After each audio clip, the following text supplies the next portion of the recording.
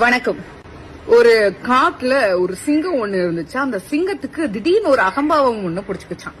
அது என்ன நினைச்சுச்சா, இந்த காட்டுக்கு நாம தான் ராஜாங்கிறத மத்த எல்லா மிருகங்களுமே ஒத்துக்கணும் அப்படின்னு நினைச்சுச்சான்.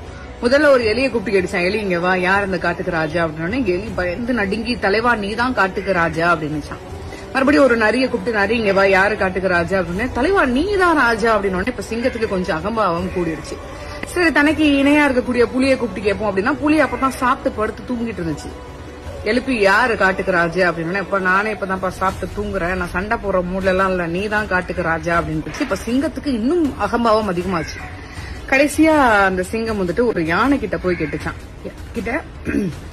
ஒரு யானை கிட்ட போய் நின்னு யாரு காட்டுக்கு ராஜா அப்படின்னு. யானை பதில் எதுவும் பேசலையா, விலகி போகுது. இருந்தாலும் அந்த யானை தடுத்து நிறுத்தி முன்னாடி போய் நின்னு அந்த சிங்கம் கேட்டுச்சான், சொல்லு யாரு காட்டுக்கு ராஜா அப்படின்னு. யானைக்கு சரியான கோவம். சிங்கத்தை வாரி சுருட்டி ஒரு பாறையில அடிச்சதில்ல. இப்ப சிங்கத்துக்கு தலையெல்லாம் ரத்தம் சொட்ட சொட்ட யானைய பார்த்து சிங்கம் கேட்டுச்சான், நான் உன்கிட்ட என்ன கேட்டேன், கேள்விதானே கேட்டேன் அப்படின்னு. யானையும் பதில் சொல்லிச்சான், நானும் பதில் தானே சொன்னேன் அப்படின்னு. தலைமைத்துவம் அப்படிங்கறது சொல்லல்ல, செயல். 2026 எது செயல் அப்படிங்கறத பாக்குற